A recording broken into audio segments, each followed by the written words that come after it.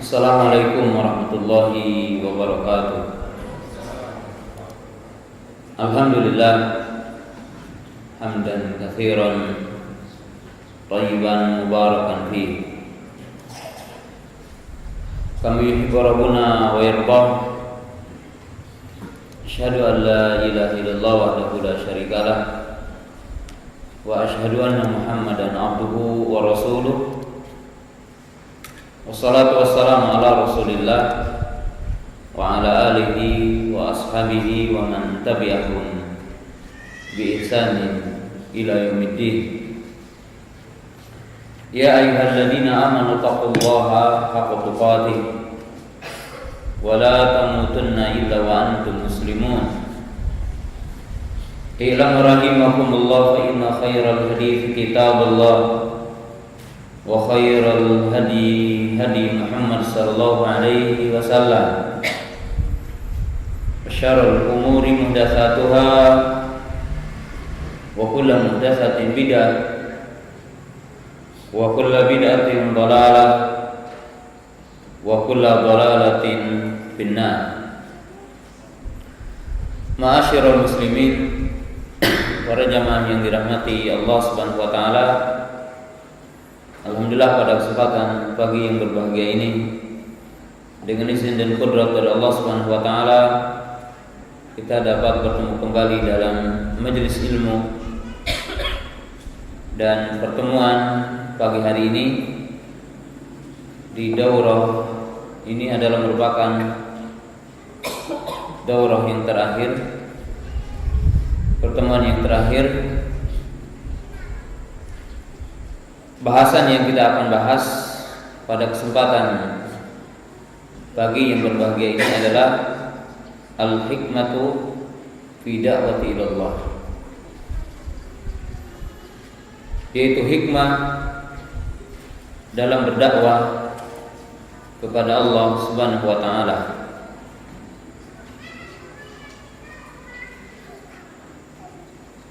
Ad-da'watu ilallah min afdali a'mal wa min afdali aqrubati ilallah. Kita mengetahui bahwa berdakwah kepada Allah adalah merupakan amal yang sangat mulia, amal yang sangat agung. Berdakwah kepada Allah Subhanahu wa taala adalah merupakan taqarrub kepada Allah yang paling mulia.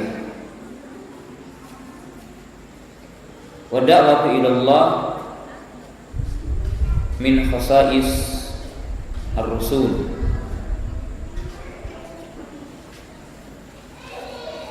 Berdakwah kepada Allah Ta'ala adalah merupakan kekhususan para rasul. Wa min wadhifati rasul, dan dia merupakan tugas para rasul. Walidzalika qala Allah Ta'ala, qul hadhihi sabili ad'u ila Allahi ala basiratin ana wa man ittaba'ani. Allah Ta'ala berfirman dalam ayat ini tadi, itu dalam surah Yusuf, qul hadhihi sabili ad'u ila Allah. Katakanlah ini jalanku, ad'u ila Allah, aku menyeru kepada Allah, ala basirah, berdasarkan ilmu, ana wa man ittaba'ani, aku dan orang-orang yang mengikutiku. Maka orang yang berdakwah kepada Allah adalah termasuk pewaris para nabi, dan dia beramal dengan amal para nabi. Wa da'watu ilallah aidan min khasa'is hadhil ummah. Dan berdakwah kepada Allah adalah merupakan kekhususan dari umat ini. Qala Allah Ta'ala kuntum khaira ummatin ukhrijat linnas ta'muruna bil ma'ruf wa tanhauna 'anil munkar wa tu'minuna billah wal takum minkum ummatun yad'una ilal khair wa ya'muruna bil ma'ruf wa yanhauna 'anil munkar. Kalian adalah sebaik-baik umat yang Allah Ta'ala keluarkan ke muka bumi ini. Kalian mengajak manusia kepada yang ma'ruf dan melarang manusia dari yang munkar dan beriman kepada Allah. Hendaklah di antara kamu ada orang-orang yang mengajak kepada yang ma'ruf dan melarang dari yang munkar. Maka berdakwah kepada Allah merupakan kekhususan dari umat ini, sehingga umat ini dikatakan khairu ummat, sebaik-baik umat, karena umat ini adalah umat dakwah.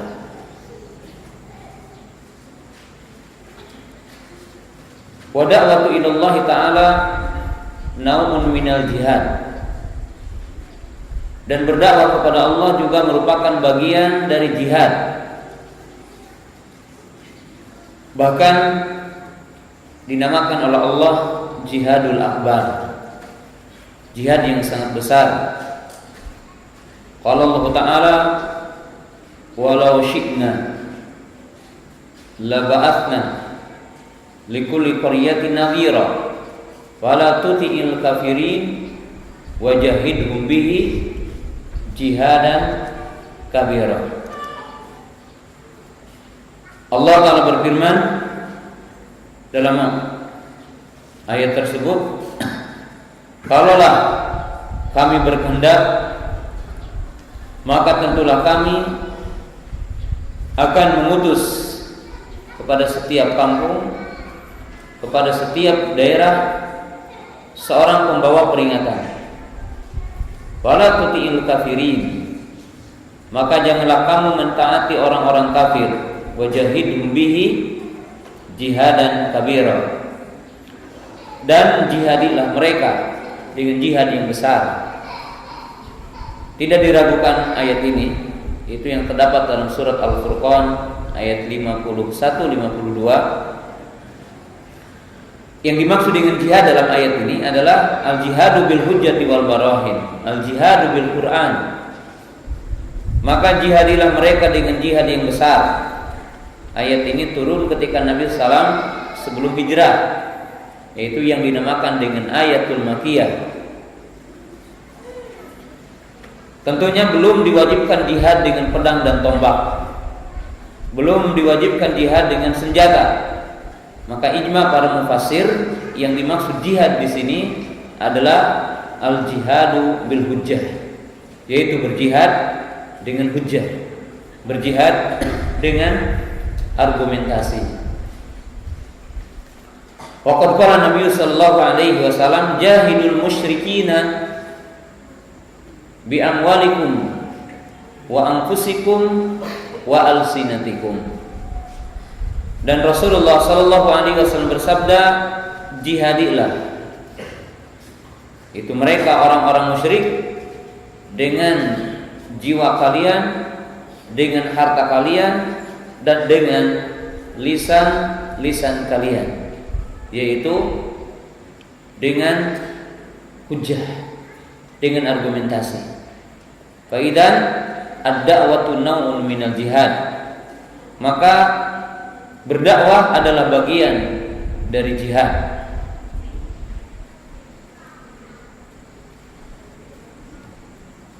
Wa da'watu aidan min hajatin nas, fa kullu insan yahtaju ila dakwah. Dan kita ketahui bahwasanya dakwah merupakan kebutuhan manusia, di mana setiap manusia di alam semesta ini, baik mukmin ataupun kafir, ahlu taat ataupun ahlu maksiat, sesungguhnya membutuhkan kepada dakwah. Tidak ada di antara kita sebagai seorang mukmin kecuali membutuhkan kepada dakwah. Sebab dunia tanpa dakwah akan terjadi kerusakan. Oleh sebab itu, makmurnya dunia ini apabila tegak dakwah. apabila ada orang-orang yang berdakwah kepada Allah Ta'ala. Lidzalika qala Allah Ta'ala wattaqu fitnatan la tusibanna alladziina zalamu minkum khassah. Wahai orang-orang yang beriman, takutlah kamu kepada fitnah. Itu berupa azab, berupa siksa, malapetaka yang tidak akan ditimpakan hanya kepada orang-orang zalim. Wa qalat Aisyah radhiyallahu ta'ala anha annaha sa'alat Rasulullah sallallahu alaihi wasallam anuhlika wa fina salihun qala na'am in kathuratil khabas, yani in kathuratil ma'asi. Aisyah radhiyallahu ta'ala anha pernah bertanya kepada baginda Rasulullah sallallahu alaihi wasallam. Dia bertanya, apakah kami akan dibinasakan sedangkan di antara kami ada orang soleh? Apakah mungkin akan ada azab, ya, siksaan, ya, seperti mungkin tsunami, bencana alam, gempa, gunung meletus dan sebagainya, sedangkan di antara kami ada orang-orang soleh? Maka Nabi SAW mengatakan iya, apabila ahlu maksiatnya lebih banyak ketimbang ahlu taatnya. Maka kestabilan dunia dari sisi aman dan damainya itu adalah berkaitan dengan adanya doa para juru dakwah yang mengajak manusia kepada kebaikan, yang mengajak manusia kepada taat. Dan ini apa yang dijelaskan oleh Allah Subhanahu wa taala, apa yang dijelaskan oleh Nabi sallallahu alaihi wasallam tentang para dai, doa kepada Allah Subhanahu wa taala. Manakala dakwah ini ibadah yang sangat agung, manakala dakwah ini adalah merupakan bagian dari jihad, maka sudah barang tentu dakwah ini harus berdasarkan ilmu.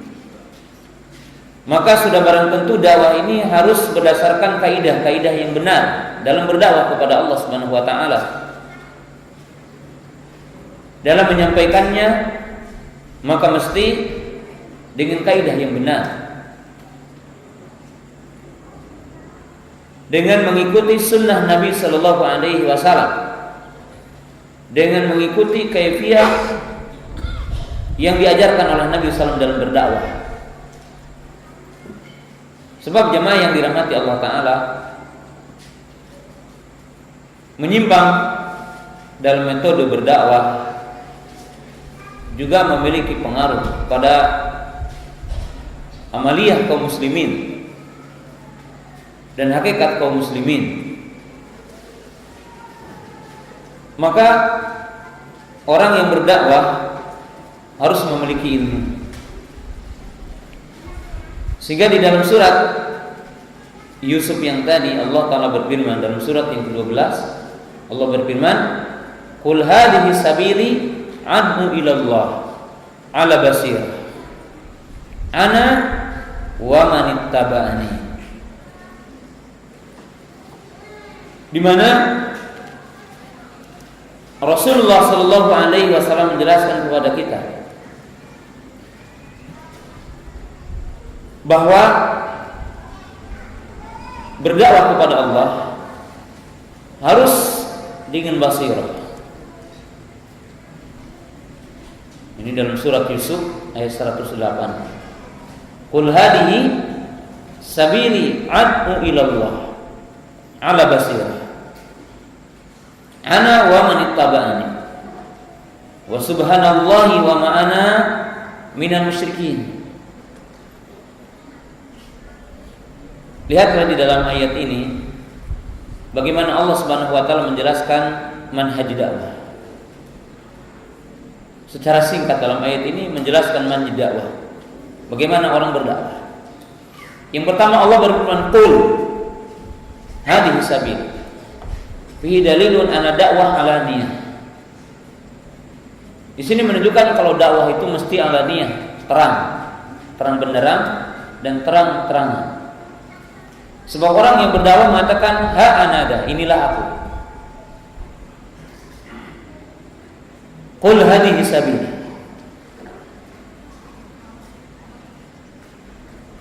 Dan kata-kata qul hadhihi sabili fi dalilun ala da'i lahul hujjah indahul burhan.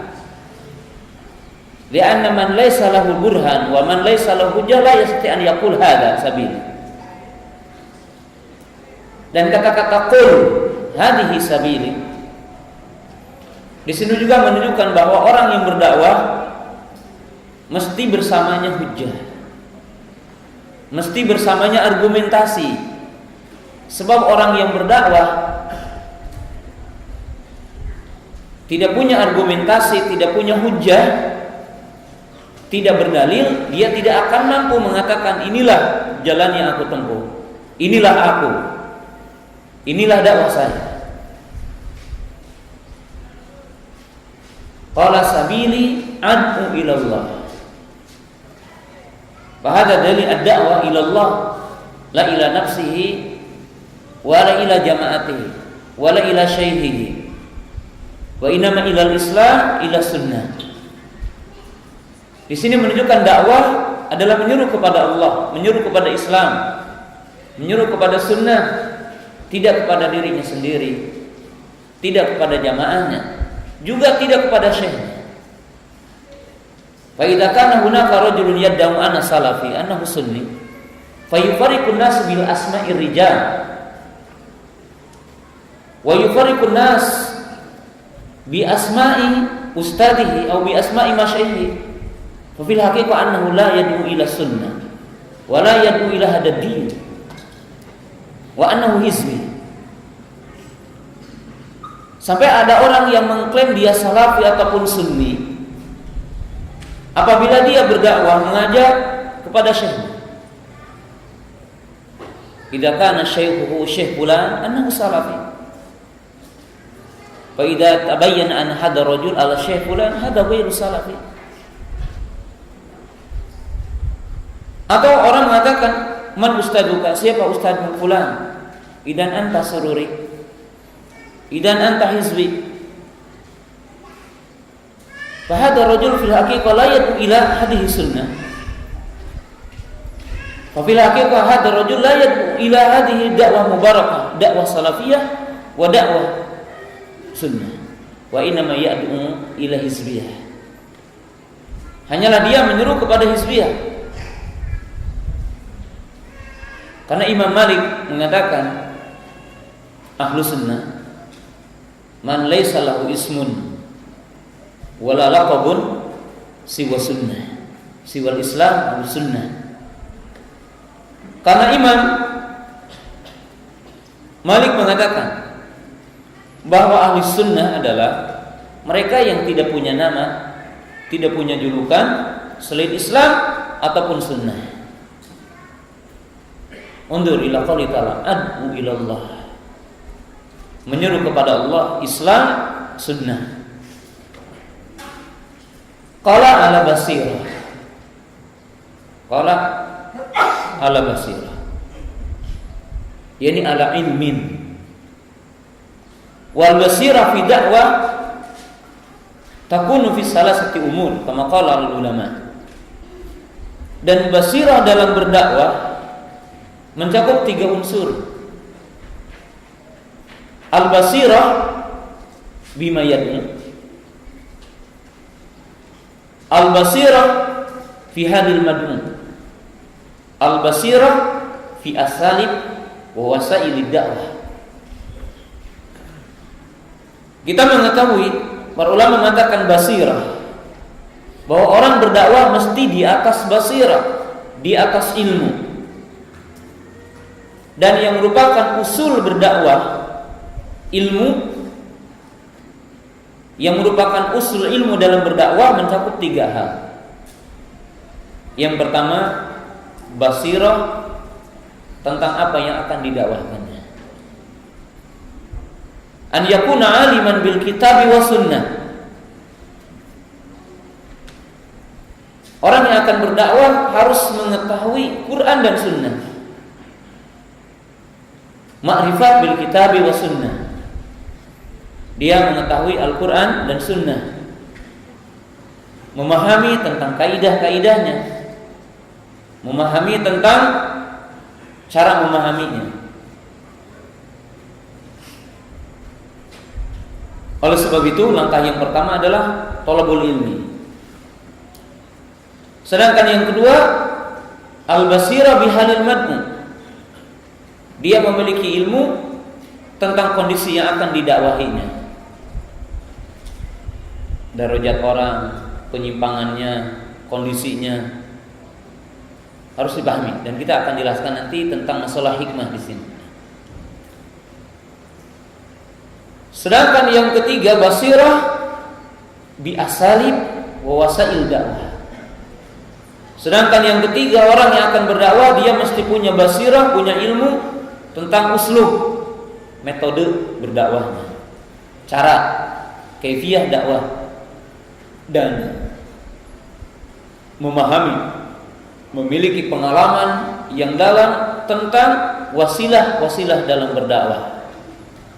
Dari sisi dibolehkannya, dari sisi manfaatnya, dari sisi pengaruhnya. Orang yang akan berdakwah mesti basirah.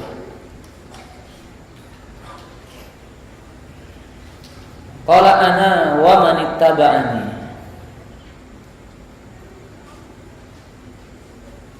Jamaah yang dirahmati Allah Ta'ala, di sini menunjukkan ad-da'watu ala manhajir Rasul. Ad-da'watu ila ma da'a alaihi Nabi sallallahu. Di sini menunjukkan bahwa kita berdakwah dengan cara yang diajarkan oleh Nabi sallallahu dan berdakwah kepada apa yang didakwahkan oleh Nabi sallallahu alaihi wasallam. Dengan kaifiyah, cara yang didakwahkan oleh Nabi sallallahu dan sesuatu yang didakwahkan oleh Nabi SAW. Dan di sini menunjukkan ad-da'watu taqulu 'ala jamaah. Ad-da'wah tad'u ila jamaah wa bil istima'. Dan sini juga menunjukkan bahwa dakwah adalah menyeru kepada jamaah, dan dakwah ini dengan istima'. Bagaimana kita dengan istima'? Tentunya Ahlus Sunnah as-salafiyun, seyogyanya mereka adalah berjamaah di atas dakwah yang mulia ini. Dia saling membantu, berjamaah pada tugas yang besar ini. Qala wa subhanallahi wa ma'ana minal musyrikin. Fihi dalilun ala da'wa al ikhlas. Fa inna da'i ala kulli hal yusabbihuna Allah Ta'ala wa yarjuna sawaba minallah. Di sini menunjukkan dakwah itu mesti dia dalam keadaan ikhlas. Dia senantiasa memuji kepada Allah Ta'ala, menyanjung Allah Ta'ala, bertahmid. Dia mengharapkan pahala dari Allah Subhanahu wa Ta'ala. Wa subhanallah. Wa qala ba'dul ulama wa qaluhu subhanallah fihi dalilun ala da'wah bil akhlaq. Fa inna lisana da'i ala kulli ahwalihi annahu yadhkuruna Allah wa yusabbihuna ila Allah wa yusabbihuna Allah Ta'ala. Di sini juga menunjukkan seorang dai adalah memiliki akhlak yang mulia. Karena lisan seorang dai senantiasa bertasbih kepada Allah, berzikir, menyebut nama-nama Allah, dalam arti mempelajarinya, berdoa dengannya. Qala wa ma ana minal musyrikin. Wa min a'dami da'wah da'watu ila tauhid wa nabdu syirki. Dan ayat ini menunjukkan di antara inti dari dakwah, di antara pokok dakwah adalah dakwah menyeru kepada tauhid dan dakwah memerangi syirik. Oleh sebab itu dalam awal ayat ad'u ilallah, dalam ujungnya dikatakan wa ma ana minal musyrikin. Aslu dakwah dakwatu ila tauhid wa nablu syirki. Dan asal dakwah mengajak kepada tauhid dan melarang dari kesyirikan. Dan ini adalah yang dimaksud dengan usul dakwah, pokok-pokok dakwah kepada Allah Subhanahu wa Ta'ala. Jamaah yang dirahmati Allah Subhanahu wa taala, dalam kesempatan yang singkat ini ya, dari dakwah yang mulia ini dan sekilas tentang manhaj dakwah Ahlussunnah yang disebutkan dalam ayat ini, maka dakwah yahtaj ilal hikmah. Dakwah ini perlu kepada hikmah. Namun jamaah yang dirahmati Allah Subhanahu wa taala, kenapa kita perlu menjelaskan tentang hikmah dalam berdakwah kepada Allah Subhanahu wa taala? Ada beberapa sisi yang saya ingin jelaskan tentang hikmah. Ada dua pembahasan besar berkaitan dengan hikmah. Yang pertama, banyak orang yang berdakwah tapi tidak hikmah, maka dakwahnya tidak membawakan berkah. Bahkan terkadang dakwahnya membawa fitnah.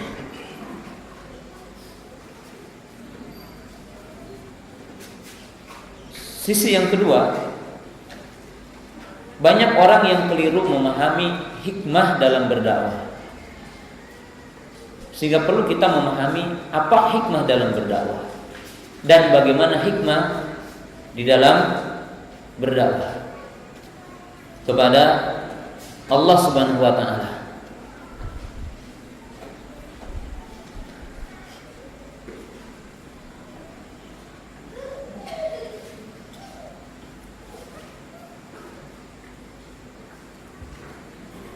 Jamaah yang dirahmati Allah taala, saya akan berikan kisah terlebih dahulu bahwa dakwah yang tidak disertai dengan hikmah, maka terkadang menjauhkan orang dari petunjuk dan menyebabkan orang lari dari petunjuk. Ikhwat iman yang dirahmati Allah Subhanahu wa taala, di dalam hadis dikisahkan rajulun yaqtulu tis'atan wa tis'ina rajulan fa arada an yatuba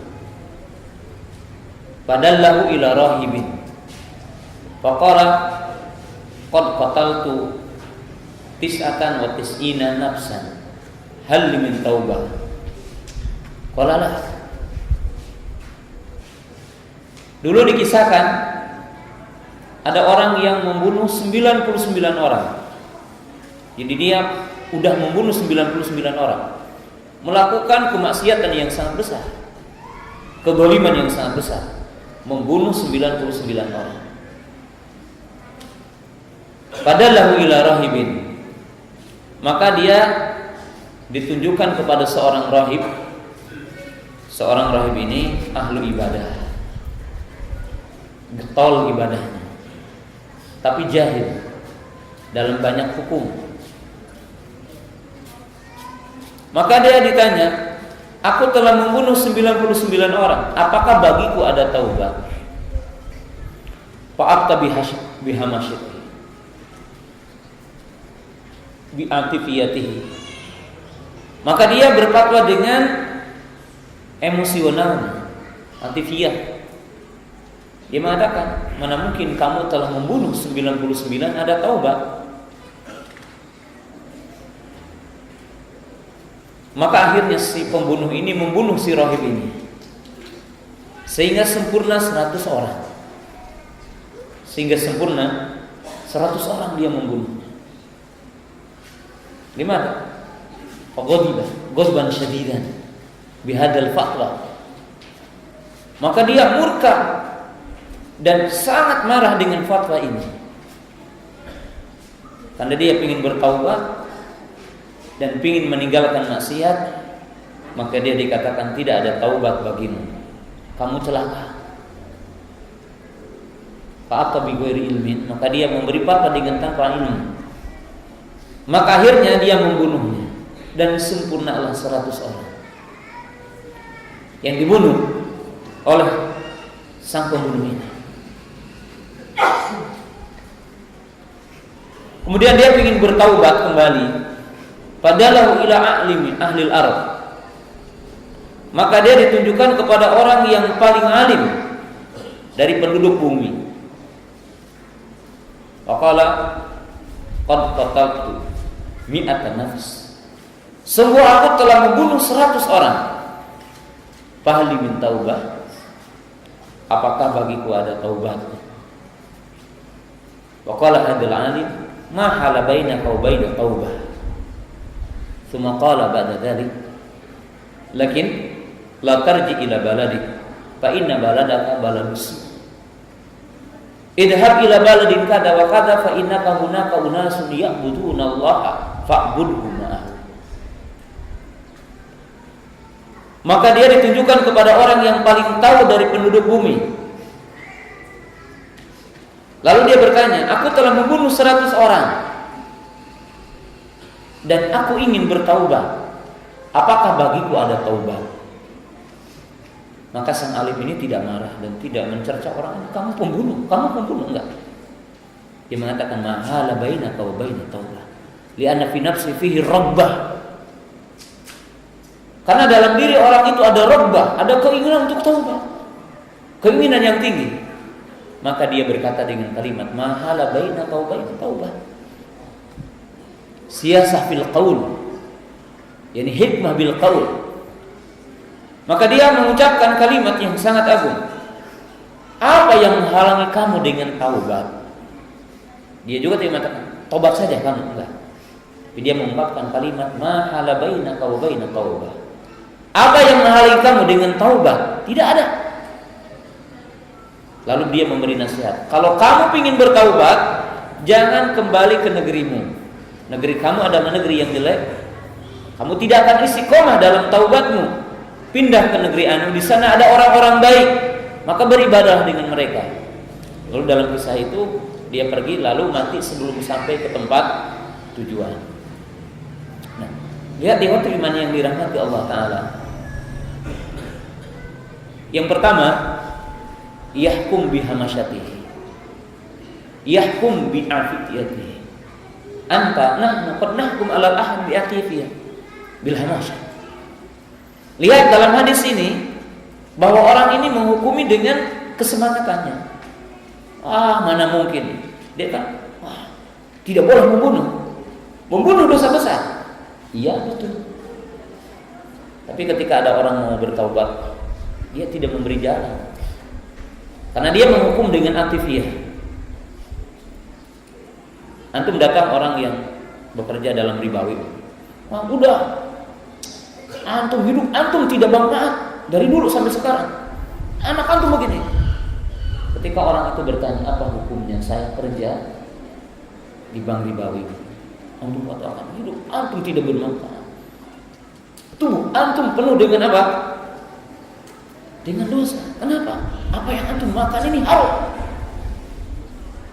Orang tidak jadi minta fatwa, udah orang ini keras, pergi. Kenapa? Tidak ada pintu dalam hatinya untuk menerima ucapannya. Kenapa? Ada hikmah.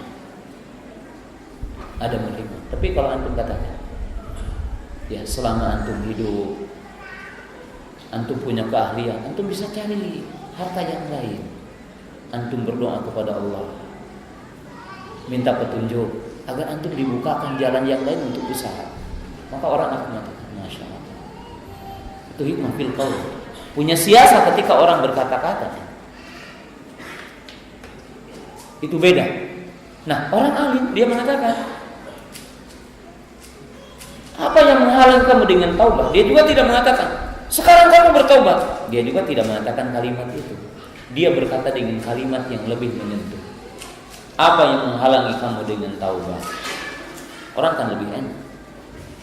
Ternyata pintu taubat masih ada.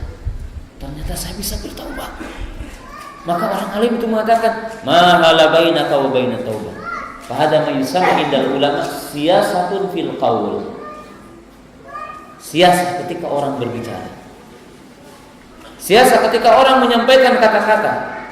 Dan ini contoh antara hikmah dengan tidak hikmah. Nah, orang yang tidak hikmah ujungnya kematian dia sendiri dan bertambah dosa orang lain. Kenapa? Karena dia menghukumi dengan aktiviah, tidak dengan hikmah. Tetapi ketika orang alim ini diminta fatwa, ditanya tentang sebuah hukum, maka dia menjawab dengan jawaban yang membuat enak orang bertanya, maka berhenti dari membunuhnya dan menjadikan orang itu apa? Mati dalam keadaan setelah bertaubat kepada Allah Ta'ala.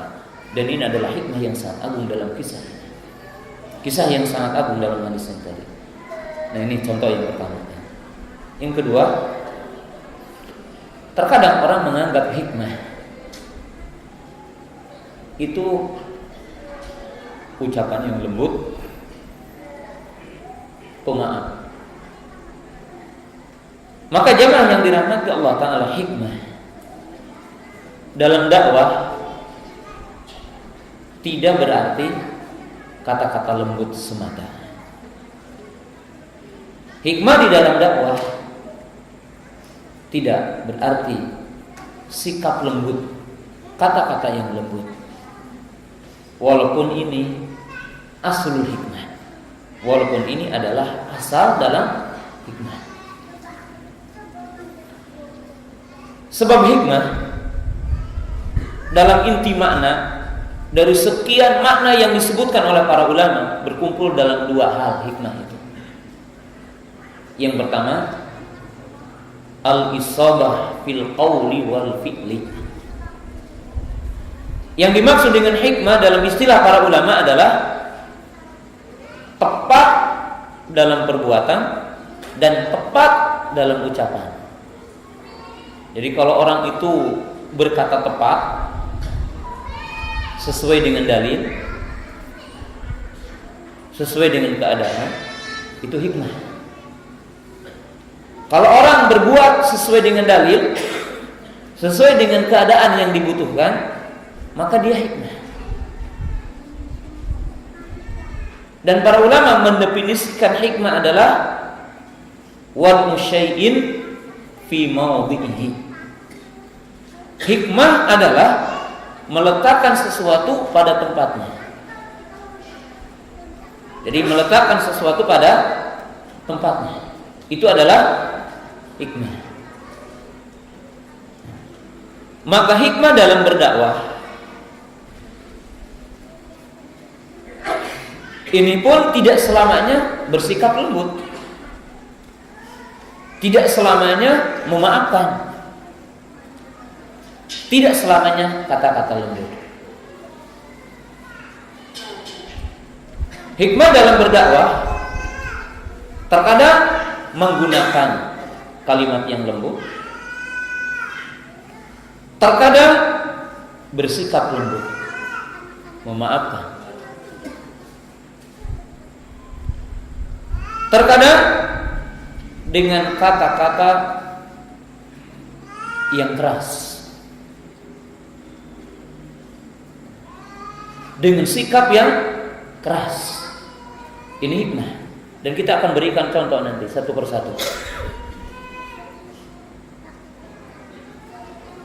Bahkan ikhwati iman yang dirahmati Allah Ta'ala, memerangi, bahkan membunuhnya adalah hikmah. Ketika tepat waktunya, ketika pada saatnya.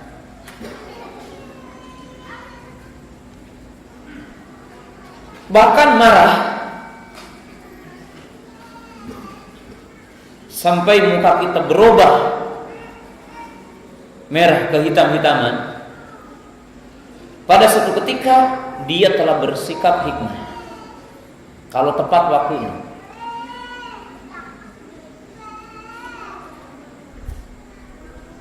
Termasuk penegakan hukum qisas, hukum ranjang, hukum dera, diasingkan, dipenjarakan, hikmah bagi orang yang berhak untuk dilakukan dan diperlakukan seperti itu. Sebagaimana dalam kehidupan kita menyaksikan akan kelirunya orang mengatakan hikmah adalah sikap lembut. Tidak. Para bapak, para ibu punya anak 10 anak. Lalu anak kita melakukan pelanggaran. Terkadang kita menjewernya. Terkadang kita membawa bambu dan memukulnya. Terkadang kita ketika melihat anak kita salah tidak memarahinya, cuma kita mengatakan, kamu jangan melakukan ini, cukup.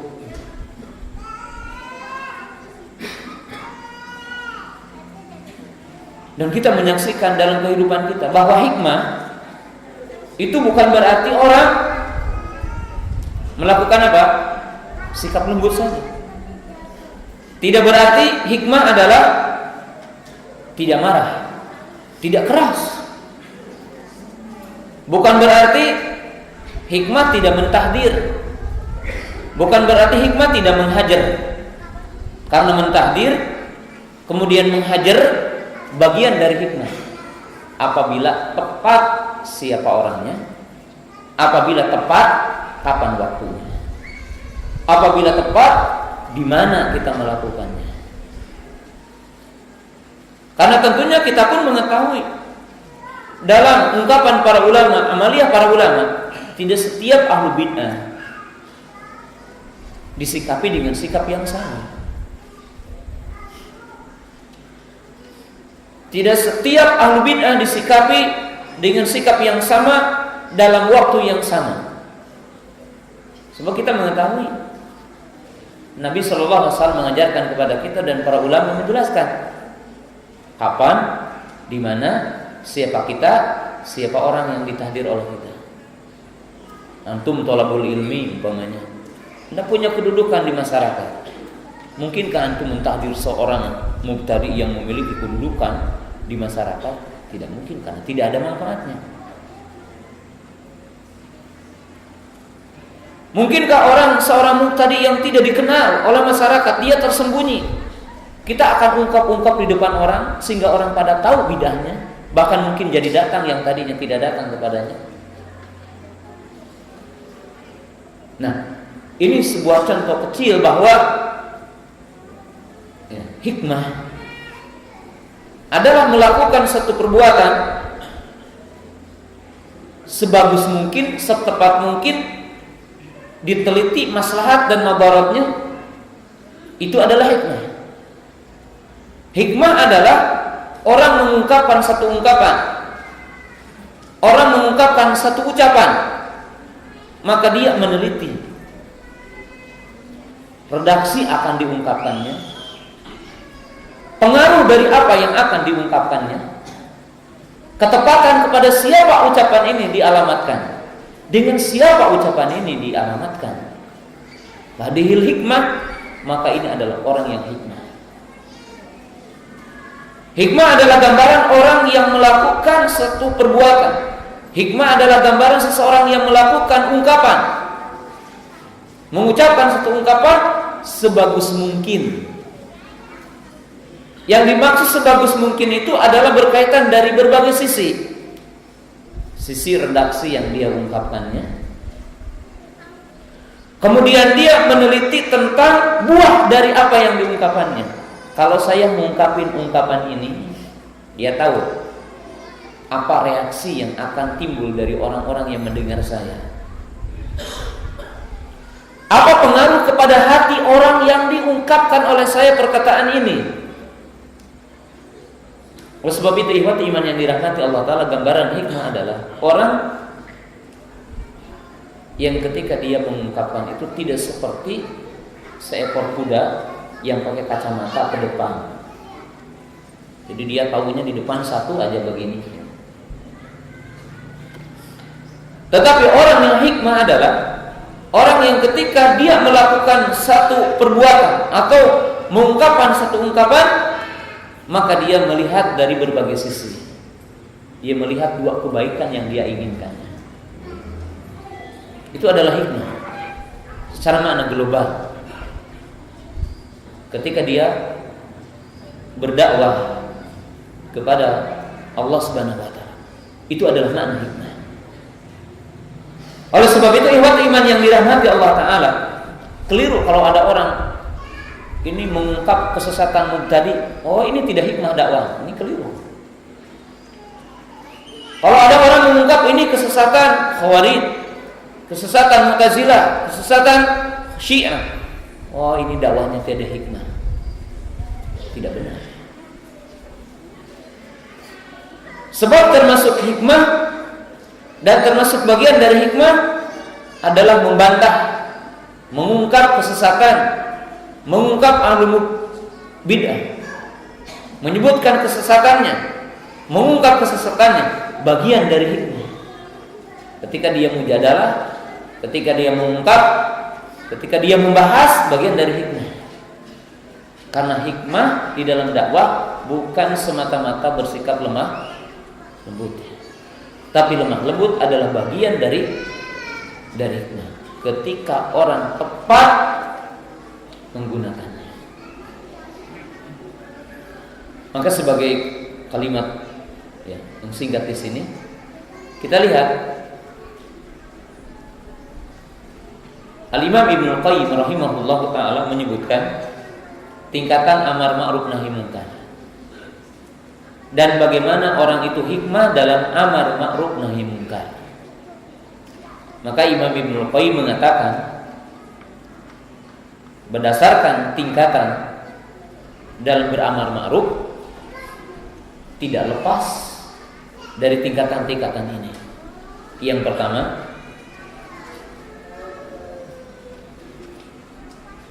yaitu bil hikmah.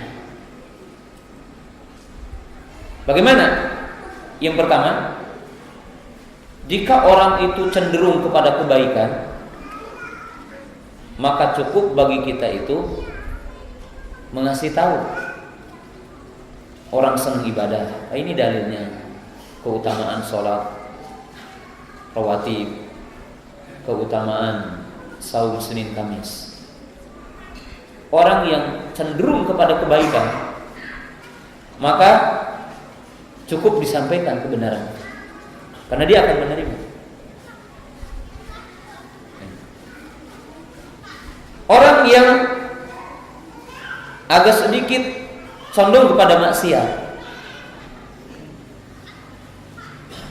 dan lalai, maka dengan mau'izah, berikan hadis-hadis tentang ancaman, berikan hadis tentang tarhib, melakukan ini pahalanya begini, melakukan ini ancamannya begini, sehingga timbul khasyah dalam dirinya. Yang ketiga, orang yang melakukan penyimpangan punya hujah, argumen. Dia menyimpang dan punya hujah, maka Allah mengajari kita apa? Wajadilhum billati ahsan. Ajak dia berjadal, ajak dia argumentasi. Yang keempat,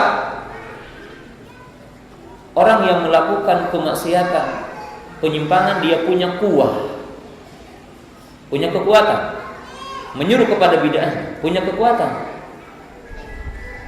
Maka bagaimana?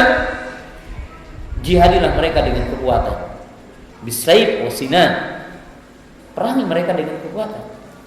Sebagaimana para sahabat Ali bin Abi Thalib memerangi orang Khawarij, memerangi Gulatul Rafidhah, diperangi.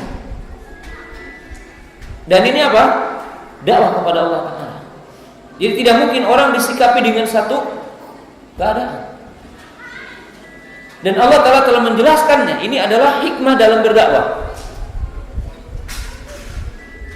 Ini adalah manhaj di dalam berdakwah kepada Allah Subhanahu wa Ta'ala. Nah, ini adalah muqaddimah dalam hikmah. Dan demikian apa? Hikmah kepada Allah Subhanahu wa ta'ala. Nah, jemaah yang dirahmati Allah Subhanahu wa ta'ala, nah, di sini kita akan jelaskan sekilas tentang hikmah dalam berdakwah kepada Allah Subhanahu wa ta'ala. Setelah kita tahu tentang manfaat hikmah dalam berdakwah dalam kisah-kisah yang tadi telah jelaskan, Kemudian hakikat hikmah dalam berdakwah. Maka kita akan jelaskan secara singkat anwaul hikmah, yaitu jenis-jenis hikmah. Para ulama mengatakan hikmah itu dibagi kepada dua secara global.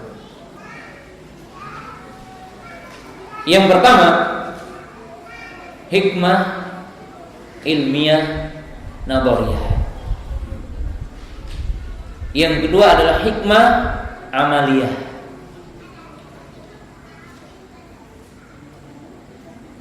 Hikmah amaliyah nadhariyah ini adalah berkaitan dengan ilmu.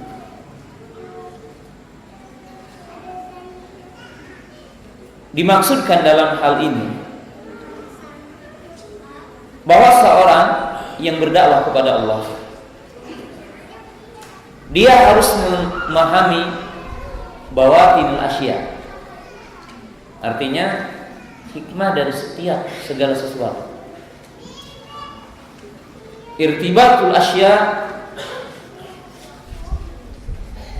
bi asbabiha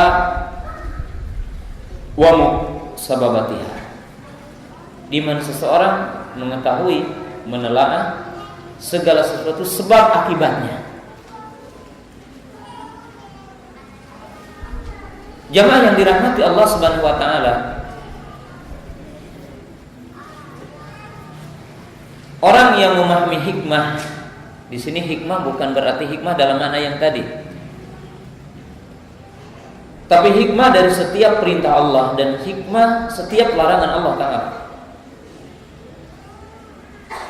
dan mempelajari segala sesuatu dengan pandangan yang tajam, dengan penelitian yang tajam. Itu adalah berbeda dengan orang yang tidak meneliti dengan tajam kepada segala sesuatu. Nah, kita berikan contoh.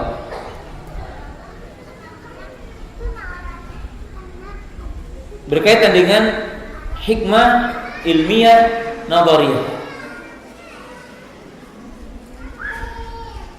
Rasulullah sallallahu alaihi wasallam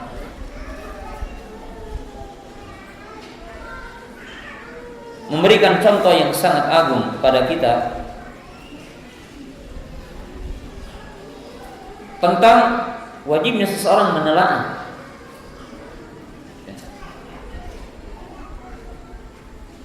dan memiliki pemahaman yang dalam, sehingga orang dikatakan orang yang hakim. Ya, lebih mudahnya kita mengatakan orang yang bijaksana, hakim.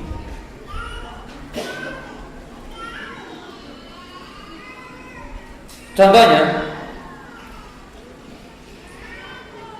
ketika Rasulullah Sallallahu Alaihi Wasallam dengan para sahabat, dan ini sangat banyak sekali kejadian-kejadiannya.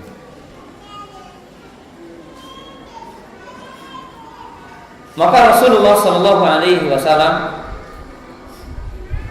menyikapi para sahabat itu dengan hikmah. Salah satunya, Rasulullah Sallallahu Alaihi Wasallam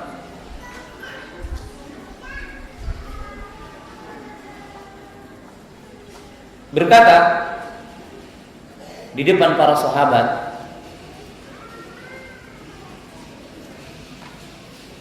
contoh yang paling besar adalah ketika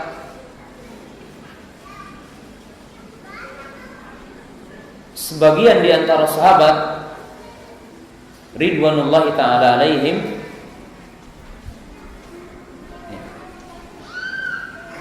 tidak setuju dengan apa yang diperbuat oleh Ali radhiyallahu ta'ala anhu.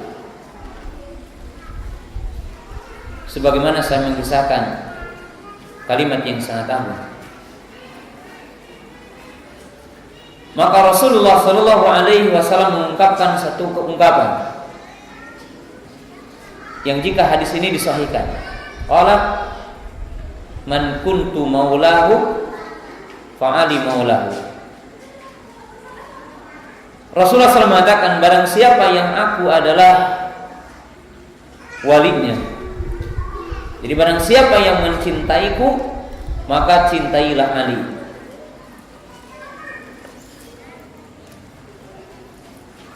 Karena di sini salah satunya adalah Buradah bin Husayb merasa murka dengan apa yang dilakukan oleh Ali radhiyallahu ta'ala dalam kisah perang Hunain, ketika beliau mengambil 1/5 dan mengambil tawanan perang, yaitu Sabaya,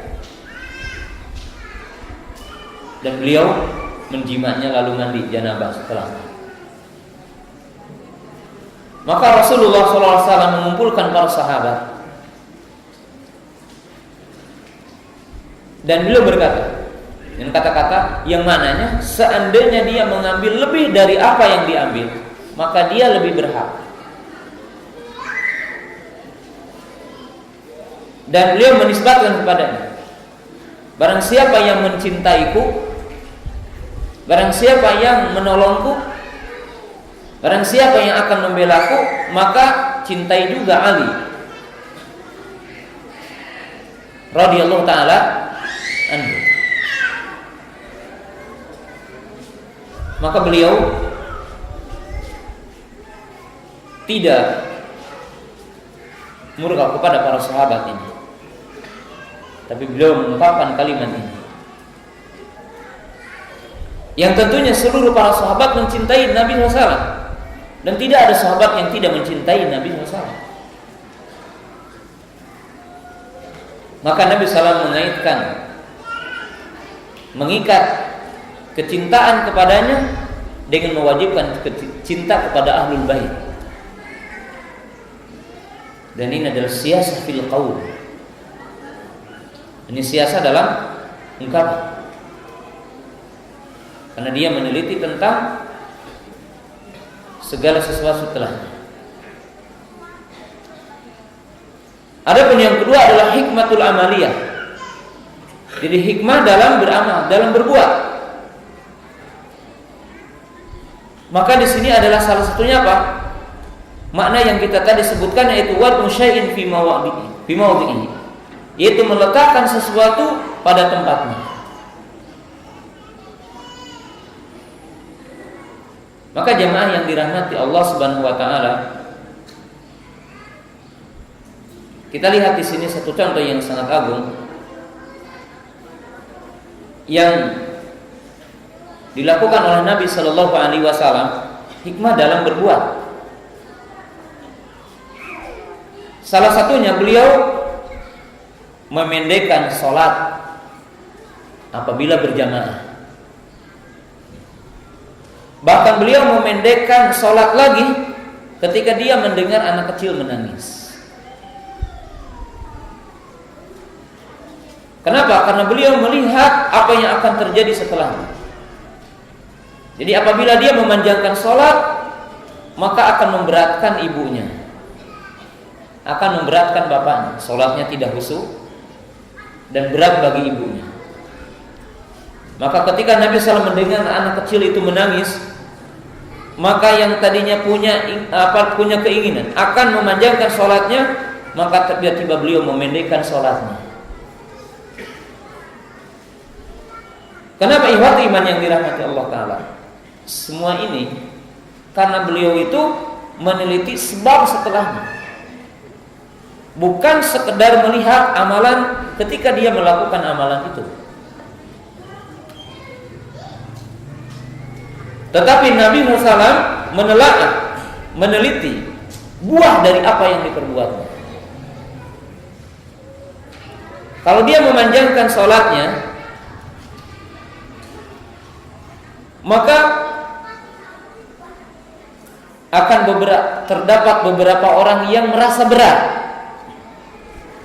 dan merasakan sesuatu yang berat dari apa yang dilakukannya.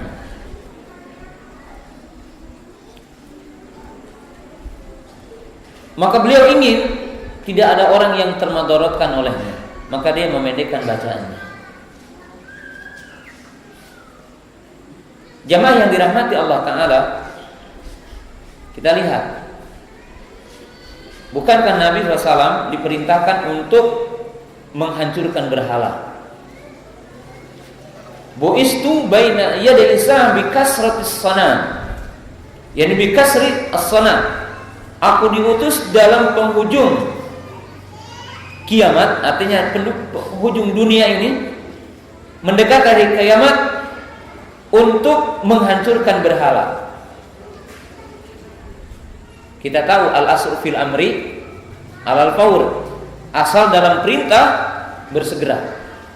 Itu asal dalam perintah apa? Bersegera, artinya harus cepat-cepat.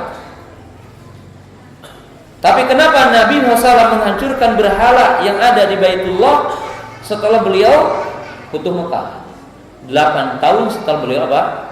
Hijrah. Tidak dilakukan ketika beliau berada di Mekah, dan tidak dilakukan ketika beliau awal hijrah, tapi melakukannya setelah Futuh Mekah.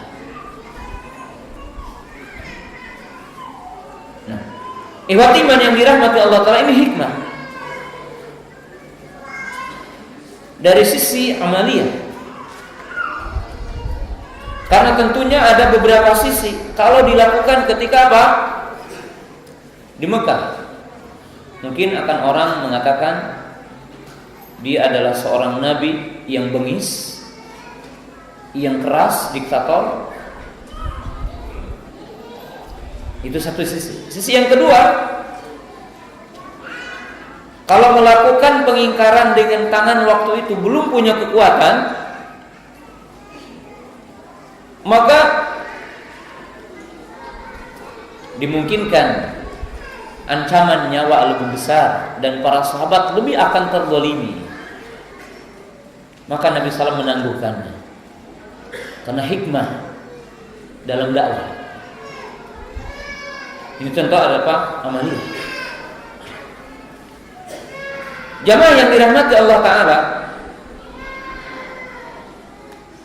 hikmah ini memiliki keagungan, dan kita akan memberikan penjelasan tentang kisah-kisah hikmah. Jamaah yang dirahmati Allah Subhanahu wa Ta'ala, Nabi Sulaiman dengan Nabi Daud alaihi salam, keduanya seorang nabi, tapi Nabi Sulaiman dari sisi hikmah melebihi Daud alaihi salam, dan dari sisi siatatul hikmah lebih tinggi. Allah telah mengkisahkan, dan Nabi SAW mengkisahkan tentang Nabi Daud dan Nabi Sulaiman. Kita lihat, Allah telah mengkisahkan bahwa ada 2 orang wanita pengembala yang setiap di antara mereka punya anak perempuan.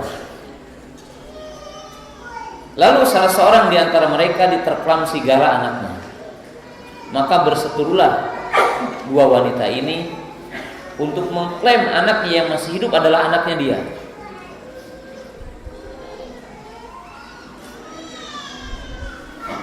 Lihatlah hikmah fil amaliyah, hikmah dalam amaliyah.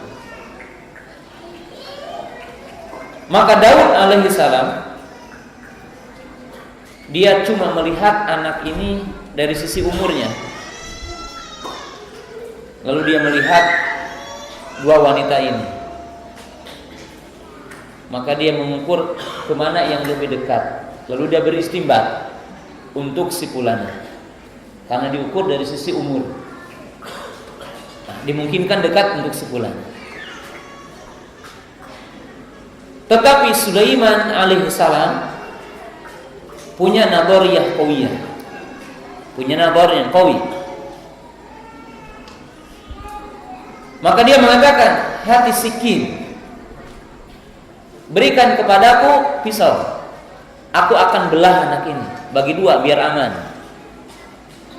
Kata dia, saya akan belah anak ini biar aman kedua-duanya, dapat dan tidak bertengkar lagi. Maka tiba-tiba wanita yang paling tua itu menangis dan dia mengatakan, udah, saya serahkan anak ini untuk si fulanah ini. Maka Sulaiman mengatakan, kalau begitu anak ini milik si fulanah ini yang tertua.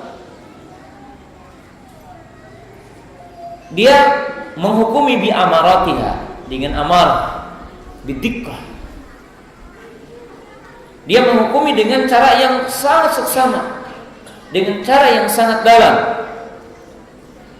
Maka dia mengatakan, kalau begitu ini anak milik wanita ini. Apa? Sebab dia menelaah, tidak mungkin seorang ibu yang hakikat ibunya rela anaknya mati. Maka dia lebih rela asalkan hidup walaupun ada di tangan orang. Tapi wanita yang muda ini dia rela anak ini dibagi dua, menunjukkan bukan anaknya. Adikah. Di sini adalah hikmah amaliyah. Ketika orang melakukan satu tindakan, maka dia meneliti dengan penelitian yang seksama. Dan itu hikmah. Saya berikan contoh tentang seorang qadhi yang hikmah. Jadi hikmah itu bukan lemah lembut ya. Hikmah itu punya kemampuan apa? Penelaahan. Dalam bersikap, dalam berkata. Oleh sebab itu seorang qadhi, seorang imam disyaratkan punya hikmah. Ada seorang qadhi. Ini dalam sejarah. Yang dihadapkan kepadanya seorang pencuri. Dia mencuri tempat menanak nasi. Ya seperti mungkin orang Jawa Barat bilangnya CM, tempat menanak nasi. Itu apa namanya, apa ya? Di sini apa? Ya tempat menanak nasi ya, jelas. Apa namanya terserah. Dan kebetulan yang dituduh mencuri itu tidak punya tangan, nggak punya tangan. Dia tidak punya tangan. Maka ketika dia dihadapkan ke qadhi, dia ditanya, betulkah anda yang mencuri? Dia mengatakan, wahai qadhi, bagaimana anda menuduhku? Bagaimana mereka menuduhku? Aku adalah tidak punya tangan. Bagaimana aku mengambil barang ini? Aku tidak punya tangan. Sang qadhi ini cermat dan sangat jeli. Maka dia berkata, kalau begitu saya akan hadiahkan tempat menanak nasi ini untuk kamu, bawalah ke rumahmu. Maka dia memasukkan dengan kepalanya begini, lalu dia membawanya berjalan. Maka sang qadhi mengatakan, wahai para hadirin, demikianlah dia ketika mencurinya. Jadi qadhi mengatakan, demikianlah dia mencuri barang ini. Maka akhirnya dia mengaku, demikianlah aku mencuri barang ini. Jadi itu siasat, qawiyah, mawariyah. Itu hikmah. Oleh sebab itu ihwati iman yang dirahmati Allah Ta'ala, para ulama mengatakan rukun hikmah ada 3. Jadi orang tidak akan bersikap hikmah kecuali punya 3 rukun ini.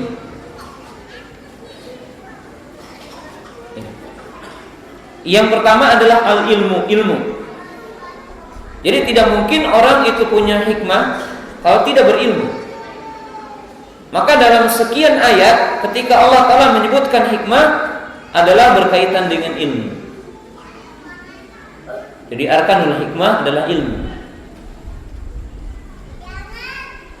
Ilmu yang dalam kepada Al-Quran dan Sunnah, dan ilmu yang dalam kepada ilmu mumarasah wa dirasah. Kata para ulama, mumarasah wa dirasah. Ilmu mumarasah itu apa? Ilmu di mana dia telah melakukan penelitian yang lama dan dia telah melakukan percobaan yang lama. Seorang guru, seorang dai yang punya mumarasah, punya pengalaman lain dengan orang yang baru turun gunung. Karena sikap itu akan ditentukan dengan kebiasaan orang itu. Kemudian orangnya senantiasa melakukan penelitian, tidak serampangan, tidak gegabah. Itu dalam ilmu. Al-ilmu. Yang kedua adalah al-hilmu. Al-hilmu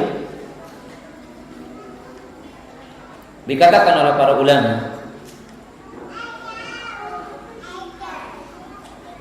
adalah merupakan rukun yang paling agung di dalam hikmah, di ilmu yang paling agung dan derajat yang paling mulia.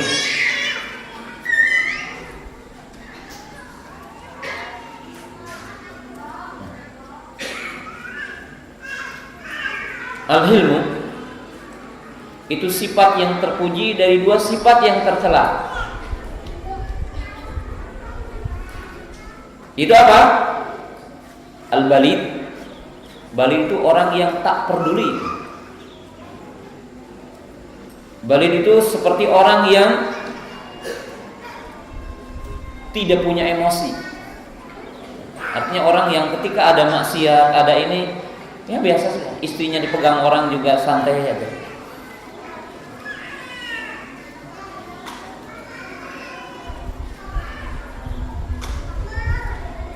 Dan di antara syadidul ghadab, orang yang cepat pemarah. Jadi al-hilmu ini babtu nafas, orang yang mampu mengekang jiwanya.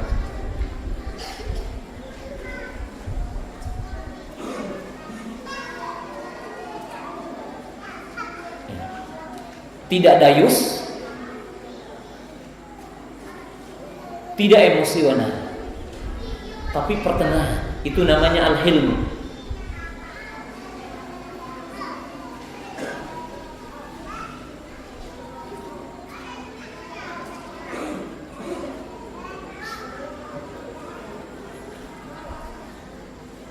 Sebab tentunya orang akan bersikap hikmah, tepat bicara, tetap bersikap itu kalau babut nafas, mampu ya hakka kepada istri, kepada anak, mampu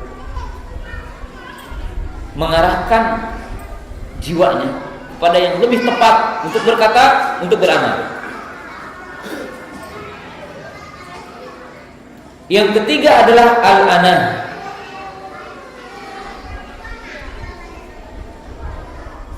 Al-anah ini adalah sifat yang terpuji di antara dua sifat yang tercela. Yaitu apa?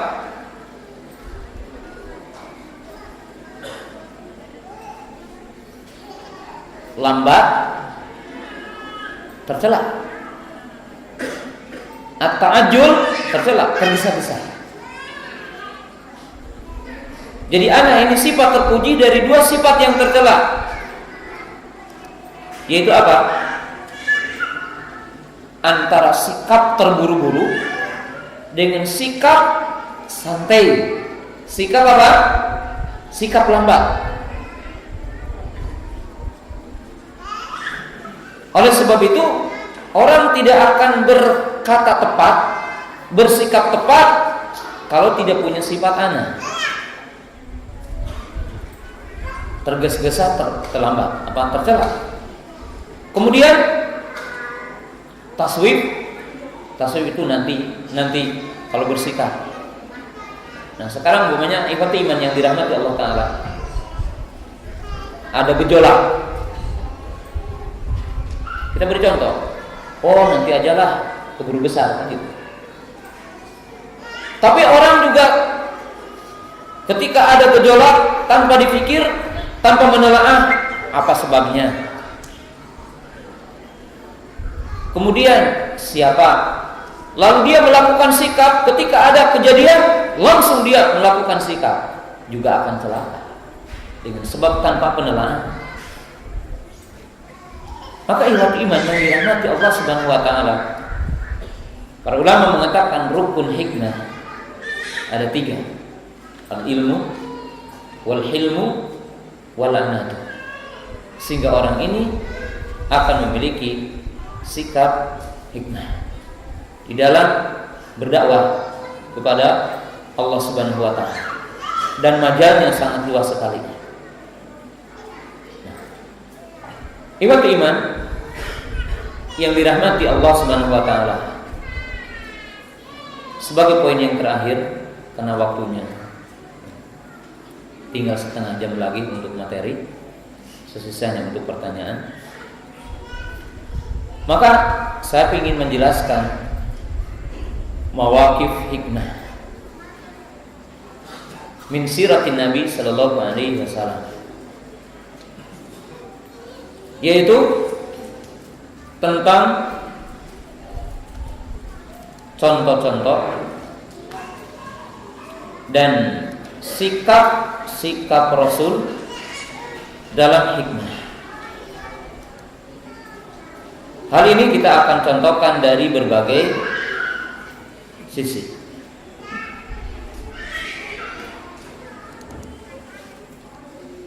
Jadi kita akan berikan contoh dari berbagai sisi yang pernah dilakukan oleh Nabi Sallallahu Alaihi Wasallam.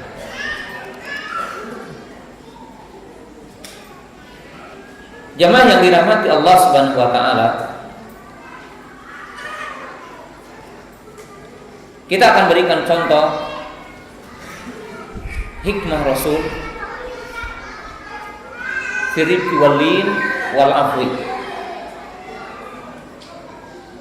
Di antara contoh dari Nabi SAW, di mana Rasulullah SAW berkata dengan kalimat yang baik, kalimat yang lembut, memaafkan dan bersikap dengan sikap yang lembut. Contohnya ketika apa? Contohnya adalah bagaimana? Salah satunya adalah dalam hadis Anas bin Malik. Hadis ini muttafaqun alaih dan mungkin antum sering mendengarnya. Qala Anas bin Malik, ja'a Arabiyun fabala fi taifatil masjid fazajarahu an-nas. Faqala Nabi sallallahu alaihi wasallam da'u hatta yakdi baulah. Pernah ada orang masuk masjid, kebetulan Arab Badui yang kurang paham tentang adab masjid, lalu dia kencing di masjid. Jadi langsung kencing apa? Di masjid.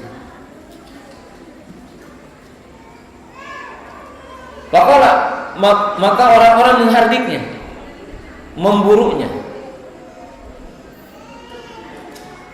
mengusirnya, memburuknya, bahkan mungkin dengan kata-kata yang keras. Faqala Nabi SAW, damu.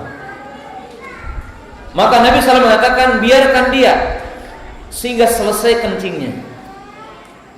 Kalau udah kencing dan selesai dari kencingnya, tuangkan air ke tempat kencingnya, 1 ember.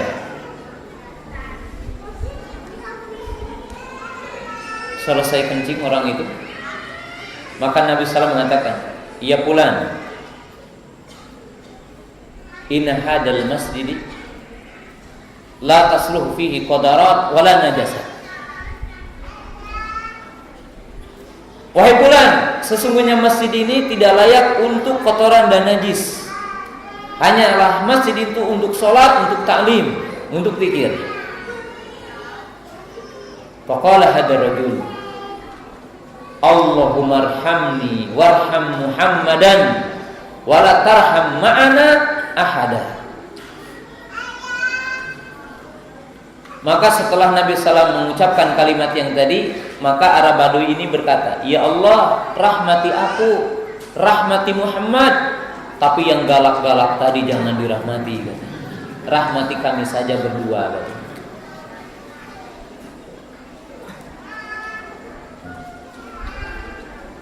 Kita tahu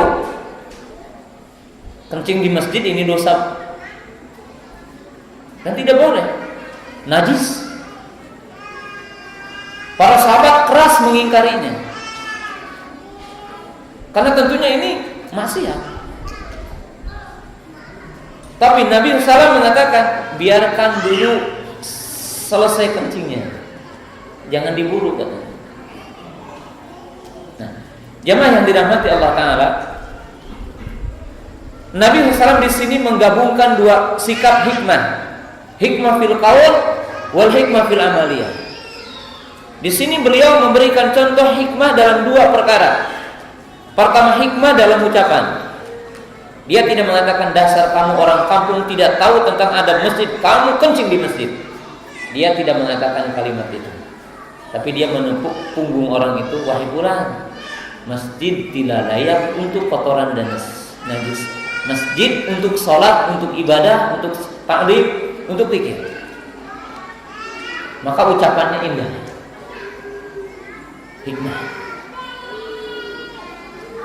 Dari sisi perbuatannya, dia juga tidak langsung memberhentikan orang itu sedang kencing. Kenapa? Karena pandangan yang sangat jauh. Kenapa?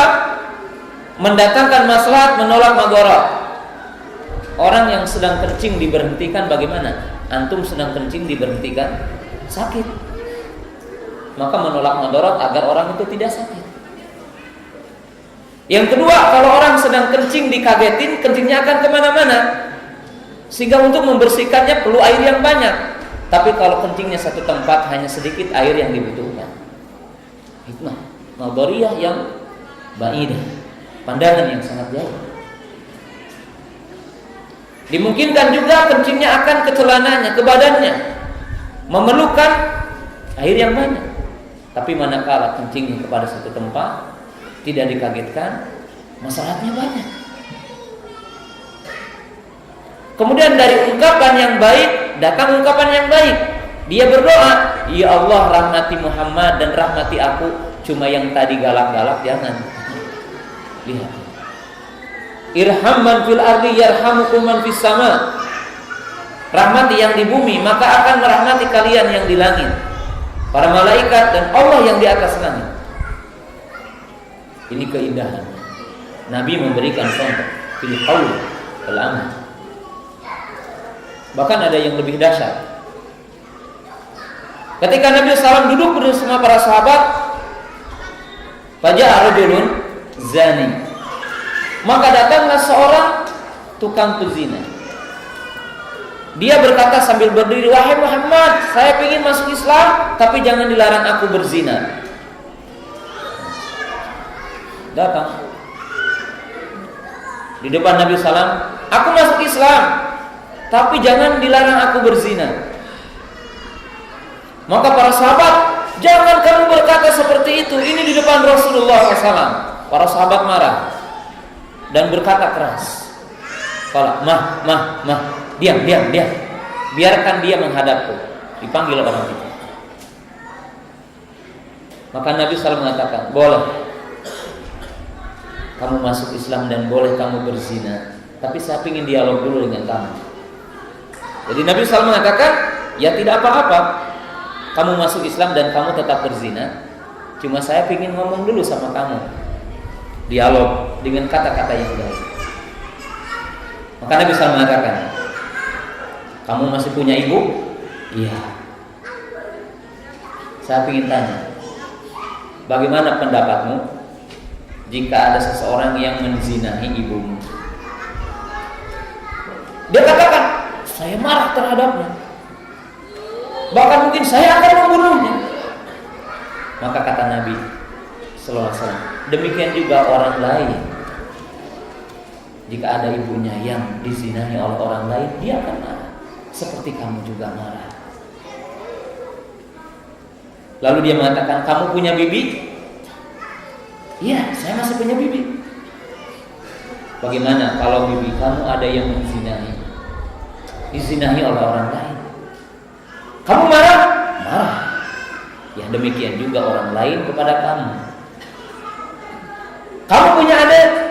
Punya saudara perempuan? Iya. Bagaimana kalau saudara perempuanmu dizinahi oleh orang lain? Kamu marah? Kamu benci? Marah dan benci. Demikian juga orang lain kepada kamu. Maka orang itu mengatakan, mulai hari ini aku tidak akan berzina. Dia mengatakan, mulai hari ini aku tidak akan berzina lagi. Sebab apa yang aku rasakan mestinya orang lain merasakan, maka saya harus adil. Itu hikmah fil qaul wa fil tasarruf. Ini dari sisi memaafkan, lembut. Kisah yang ketiga, Nabi Shallallahu Alaihi Wasallam sholat bersama para sahabat. Lalu ada orang yang bersin, lalu mengatakan, yarhamukallah. Maka orang satu masjid itu melihat kepadanya, ini ada orang baru nih, nggak tahu sholat. Faqala Nabi sallallahu alaihi wasallam, inna fis sholati la syughlah. Sesungguhnya dalam sholat itu sibuk memuji Allah, menghadap kepada Allah, munajat kepada Allah. Maka kata Nabi SAW, tidak layak di dalamnya ucapan dengan orang, berbicara dengan orang. Maka orang itu mengatakan, demi Allah, aku tidak mendapatkan seorang pengajar seperti baginda Rasulullah SAW. As-sabr. Ini mengapa? Sikap hikmah. Ketika Nabi Shallallahu Alaihi Wasallam mendakwahi Ahlu Taif, jadi mendakwahi Ahlu Taif, lalu Ahlu Taif menolaknya, bahkan melukainya. Mereka melempari dengan batu sehingga luka Nabi SAW, bahkan rontok gigi taringnya. Maka malaikat Jibril datang kepada Nabi SAW, menawarkan gunung untuk menyelenyapkan dan menenggelamkan kaum Taif. Maka Nabi SAW mengatakan, innahum qaumun tajhalun. Mereka kaum yang jahil. Aku memaafkan mereka dan aku berdoa kepada Allah, semoga dari keturunan mereka ada generasi yang menerima agama ini.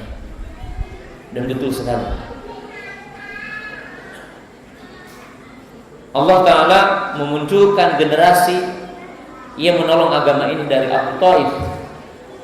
Bahkan yang mewasilahi Nabi SAW hijrah ke Madinah adalah mereka di antaranya. Nah, ini adalah sikap memaafkan, sikap lembut. Dan ini hikmah, bagian dari hikmah yang dilakukan oleh Nabi Shallallahu Alaihi Wasallam kepada umatnya, baik para sahabat atau kepada orang kafir yang ada apa di zamannya. Tasawuf. Yang kedua, ikhwati iman yang dirahmati Allah Ta'ala, bahwasanya Rasulullah Shallallahu Alaihi Wasallam bersikap keras, baik ucapan ataupun tindakan.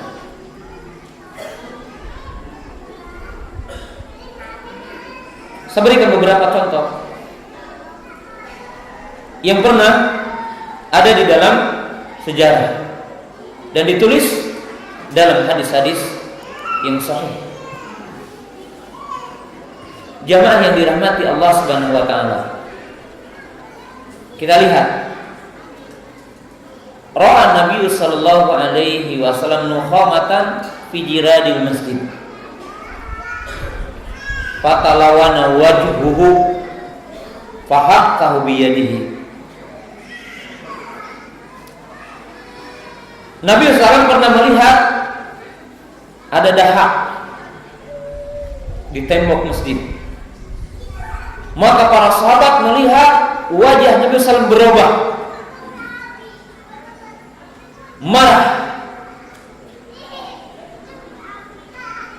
Lalu Nabi Shallallahu Alaihi Wasallam mengatakan, sesungguhnya masjid adalah tempat munajat kepada Allah, tidak layak untuk kotoran tidak layak untuk najis. Maka Nabi SAW marah di depan para sahabat.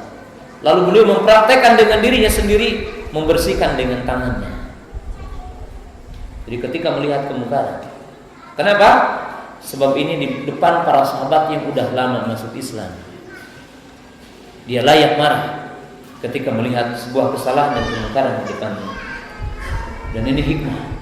Jadi tepat dengan orangnya dan masa yang dikatakan. Kemudian datang seseorang kepada Nabi SAW dan memprotes tentang seseorang yang memanjangkan sholatnya. Maka Nabi SAW dikatakan oleh para sahabat, demi Allah, aku tidak melihat murkanya Rasulullah SAW seperti hari ini. Jadi seperti hari ini. Bahkan beliau mengatakan dengan kalimat yang keras, pernah murka kepada Mu'ad, "Afattanan anta ya Mu'ad?" Apakah engkau wahai Mu'ad telah membuat fitnah? Dan dia dengan suara yang keras mengingkari keras kepada Mu'ad Ibnu Jabal radhiyallahu ta'ala, "Afattanan anta ya Mu'ad?" Yang ketiga, ketika Umar bin Khattab radhiyallahu ta'ala anhu membawa lembaran Taurat di tangannya. Jadi ketika Umar radhiyallahu ta'ala anhu di lembaran apa di tangannya ada lembaran-lembaran Taurat, maka Rasulullah Shallallahu Alaihi Wasallam murka dan marah, dan Umar melihatnya. Maka Umar pun langsung datang kepada Rasulullah SAW. Seraya dia berkata, "A'udzu billahi min ghadabillah wa min ghadabi rasulih. Radina billahi rabba wa bil islami dina wa bi Muhammadin nabiyya." Maka ketika melihat Rasulullah SAW marah, dan beliau mengatakan, jadi Nabi SAW mengatakan, "Wahai Umar, pantaskah kamu membawa Taurat sedangkan Quran masih turun dan aku ada di depannya?" Dan Umar radhiyallahu ta'ala melihat merah wajah Rasulullah SAW, murka. Maka beliau pun langsung menghadap kepada Nabi SAW. Seraya dia berkata, "Aku berlindung kepada Allah dari murka Allah, dari murka Rasulnya. Aku ridho Allah sebagai Rabb, Islam sebagai agama, dan Muhammad sebagai Nabi." Maka ikhwati iman yang dirahmati Allah Subhanahu wa ta'ala, ini ucapan Nabi. Dan Nabi SAW mengatakan, "Waladin nafsi biyadi, law badalakum Musa fattabaruhu wa taraktumuni la dhalaltum ala sawa'is sabil. Walau kana hayyan wa adraka nubuwati lattaba'ani." Berkata Nabi SAW, "Demi zat yang aku berada di tangannya, kalau nampak terhadap Musa, lalu engkau mengikuti Musa, maka dan meninggalkan aku, maka benar-benar kamu akan berada dalam kesesatan yang nyata. Dan kalau dia hidup dan mendapatiku, maka dia akan mengikutiku." Jadi Nabi SAW mengatakan, kalau nampak di tengah-tengah kamu Musa alaihi salam, lalu kalian mengikutinya dan meninggalkan aku, maka benar-benar kamu akan sesat dengan kesesatan yang nyata. Dan seandainya dia hidup dan mendapatkan aku, maka ia benar-benar akan mengikutiku. Umar, tinggalkan, lemparkan Taurat yang ada di tanganmu. Dan Nabi SAW keras mengingkarinya. dahsyat mengingkarinya. Ketika beliau melihat hukum Allah, syariat Allah dilanggar. Ini contoh yang menunjukkan sikap keras adalah bagian dari hikmah.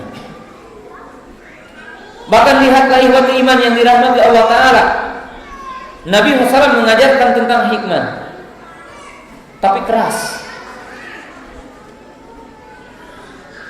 yaitu kepada orang Khawarij.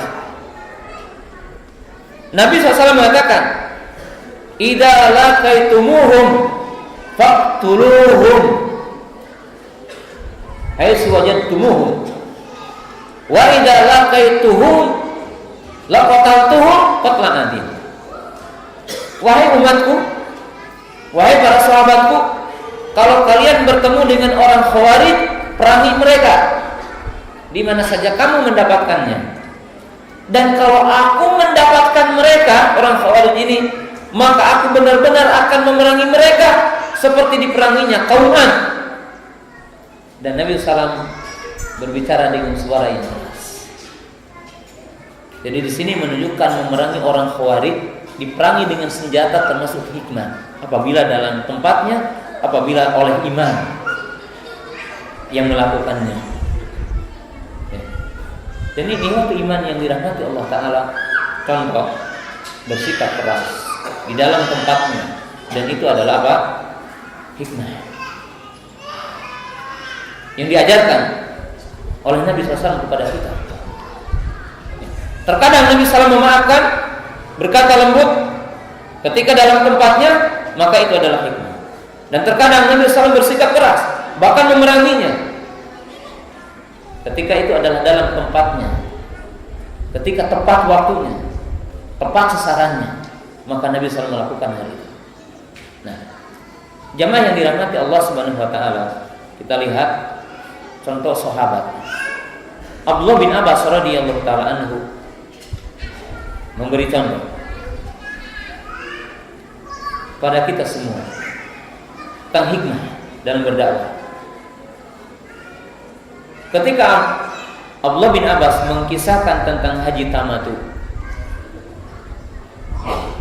maka orang-orang mengatakan, aku bersama Abu Bakar dan aku bersama Umar. Maka aku tidak mengetahui bahwasanya mereka melakukan haji tamattu. Faqala Abdullah bin Abbas, yushiku an tunzila alaikum hijarah minas sama'. Aqulu bi qouli Rasulillah wa antum taquluna bi qouli Abi Bakrin wa Umar. Maka Abdullah bin Abbas mengatakan, hampir saja akan turun hujan batu menghujani kalian. Hampir saja kalian akan dihujani dengan hujan batu. Aku berkata dengan sabda Rasul, aku berkata dengan kalam Rasul. Kalian mengatakan Abu Bakar dan Umar. Syiddah. Ada seorang sahabat yang menyampaikan hadis, janganlah salah seorang di antara kamu melarang istri-istrinya pergi ke masjid. Lalu seseorang itu mengatakan, demi Allah aku akan melarang istriku untuk pergi ke masjid. Maka berkatalah sahabat tersebut, wallahi la ukallimuka abadan. Maka sahabat itu berkata, demi Allah aku tidak akan mengajak kamu bicara selamanya sehingga kamu bertaubat dari ungkapan tadi, karena kamu menyelisihi sabda Nabi SAW. Nabi SAW melarang seorang suami melarang istrinya. Kalau istrinya minta izin, kita tidak boleh melarangnya. Kalau dia ingin sholat berjamaah, maka orang itu mengatakan, demi Allah aku akan melarangnya. Demi Allah aku akan melarang istriku. Maka sahabat itu berkata, demi Allah aku tidak akan mengajak bicara kamu selamanya. Jadi demi Allah aku tidak akan mengajak kamu selamanya. Dan ini adalah bentuk hikmah, walaupun keras tapi hikmah. Kenapa? Karena dalam tempatnya. Jazr, memberikan pelajaran. Jamaah yang dirahmati Allah Subhanahu wa Ta'ala. Nah, Saya akan berikan contoh hikmah dari contoh para ulama. Syekh bin Baz rahimahullah taala di antara ulama yang memiliki sikap hikmah. Ada seorang muridnya mengisahkan tentang Syekh bin Baz rahimahullah taala. Di sini ada dua kisah tentang Syekh bin Baz rahimahullah taala. Ada jemaah haji dari Maroko, Maghrib. Maka di Maroko itu juga terkenal kaum Sufia, orang-orang Sufi. Maka mereka itu mencela Syekh mencela Syekh bin Baz, di mana dikisahkan Syekh bin Baz itu mengkafirkan orang. Begini-begini keras dikisahkan kepada masyarakat Maghrib, orang-orang Maroko. Maka orang Maroko ini menunaikan ibadah haji, dan dikisahkan bahwa dia menyaksikan beberapa ceramahnya Syekh bin Baz yang sebagainya diterjemahkan oleh mahasiswa dari orang-orang Maroko tersebut. Lalu mereka mendapatkan apa yang dikisahkan oleh sebagian mereka itu tidak benar. Syekh bin Baz ini tawadhu, lembut dalam dakwah.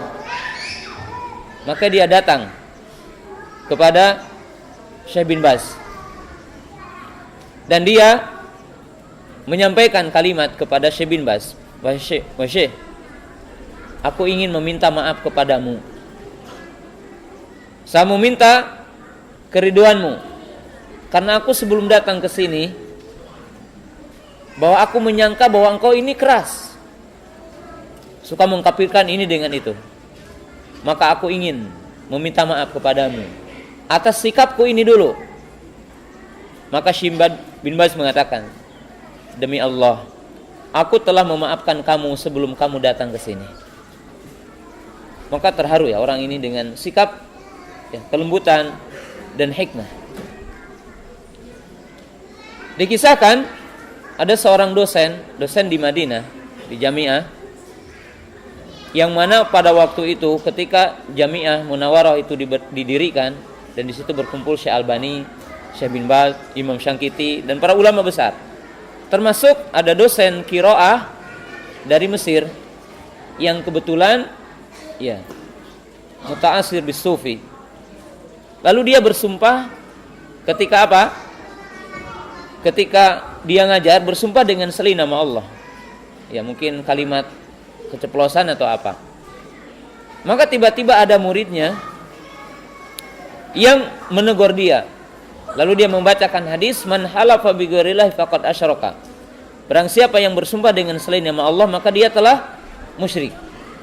Maka Syekh ini marah dengan semarah-marahnya. Dia mengatakan, "Aku mengajarkan Quran dikatakan musyrik." Dan sampailah murkanya Syekh ini kepada Syekh bin Baz rahimahullahu taala. Lalu dalam satu majelis ini, di situ ada beberapa murid Syekh bin Baz rahimahullahu taala, dan termasuk salah seorang syekh yang meriwayatkan kisah ini kepada saya. Maka dipanggillah sang syekh ini, guru qiraah ini, datanglah kepada Syekh rahimahullahu taala, diundang oleh Syekh. Maka Syekh bin Baz rahimahullahu taala menyambutnya ketika dia turun dari mobil, maka dia menyambutnya. Padahal Syekh itu apa? Buta. Jadi Syekh itu adalah buta. Maka ihwatu iman yang dirahmati Allah taala, murid-muridnya menyangka bahwa Syekh akan marah kepada Syekh ini dan mesti akan menyebutkan kesalahannya. Tetapi Syekh bin Baz rahimahullahu taala sangat hikmah. Di depan muridnya dia mengatakan, dia bertanya, "Bagaimana keluargamu? Bagaimana ahlimu?" Dia mengatakan, "Semoga engkau itu senantiasa betah di sini." Lalu dia mengatakan, "Wahai Syekh, tolong mahasiswa kami maafkan. Mereka masih muda, mereka masih ini. Mudah-mudahan engkau apa? Memaafkannya tentang murid-muridku." Dan Syekh tidak menyalahkan apa-apa kepada Syekh tersebut. Sampai suatu ketika Syekh itu pergi dari majelis Syekh bin Baz, maka Syekh bin Baz rahimahullah telah mengantarkan sampai ke mobilnya. Lalu setelah Syekh pergi ke rumahnya, maka Syekh ini mengatakan, wallahu da wali. Maka dia mengatakan, demi Allah, dia adalah wali Allah. Dia memuji Syekh bin Baz rahimahullah ta'ala. Dan akhirnya Syekh ini adalah ada di atas sunnah, menerima dakwah sunnah, dan dia rujuk dari apa yang dia katakan, termasuk kecenderungan dia kepada madzhab sufi, madzhab Asy'ari. Dia menerima dakwah. Kenapa? Karena hikmah ketika Syekh rahimahullah ta'ala bersikap di depan apa? Syekh tersebut. Dan ini kisah yang sangat mulia. Bagaimana kita bersikap ketika kita berdakwah kepada Allah Subhanahu wa ta'ala. Hikmah yang tentunya ini adalah sangat pelajaran yang sangat panjang. Contoh-contoh yang begitu panjang, contoh-contoh yang begitu banyak. Tetapi waktu yang kita miliki sampai di sini. Nah, jamaah yang dirahmati Allah Subhanahu wa ta'ala, dan sebagai kalimat terakhir saya pesan kepada para ummahat. Banyak orang berkata, akhwat bercadar itu kaku. Akhwat yang bercadar itu tidak hikmah kalau berdakwah. Ini khusus untuk ibu-ibu. Jamaah yang dirahmati Allah Subhanahu wa ta'ala, bagaimana hikmah bagi wanita, khususnya para ibu, yang lebih khusus yang telah menunaikan memiliki bercadar. Yang pertama, ketahuilah tentang ada perbedaan di antara para ulama tentang hukum menutup muka. Maka di antara hikmah seseorang menghormati perbedaan ulama. Syekh Albani rahimahullah ta'ala mengatakan tidak wajib, dia mengatakan sunnah. Ulama yang lain mengatakan wajib. Maka di antara sikap yang baik, sikap yang hikmah, seseorang bersikap ilmiah dan menghormati perbedaan para ulama. Walaupun tentunya pendapat saya pribadi, memakai tutup muka ataupun yang dinamakan hijab, purda adalah wajib. Tetapi dalam manhaj ilmiah, yang mana para ulama berbeda pendapat dalam hal ini, kita harus menghormati perbedaan tersebut. Sehingga tidak boleh mengatakan salafi yang sejati adalah hanya yang ketika dia memakai apa? Tutup muka. Kalau tidak memakai tutup muka, belum jadi salafi. Ini keliru, tidak hikmah. Kemudian yang kedua, ikhwati iman yang dirahmati Allah Ta'ala, setiap di antara kita, terutama di sini ummahat, berilah perantara orang-orang yang telah ingin untuk belajar agar mereka menerima agama ini dan sunnah ini. Maksudnya apa? Apa yang mereka memiliki kekurangan belum sebelum kita, maka wasilahilah mereka dengan cara hikmah agar mereka bisa seperti kita. Yang ketiga, setiap di antara kita harus memahami tentang jati diri kita. Maksudnya apa? Kalau antum sekarang paham tentang sunnah, kalau para ibu sekarang paham tentang sunnah, bahkan mungkin sampai mampu menggunakan pakaian seperti itu, pahamilah bahwa para ibu kita juga punya proses untuk seperti ini. Maka demikian juga saudara kita, teman kita yang baru cinta ilmu, yang tertarik dengan dakwah ini. Maka sabarlah kita dengan proses mereka menerima dakwah ini. Karena kita juga ketika menerima dakwah ini punya proses. Pernah menolak, pernah membantah, pernah menjelekan.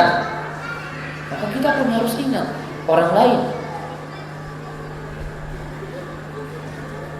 Jemaah yang dirahmati Allah Subhanahu wa taala.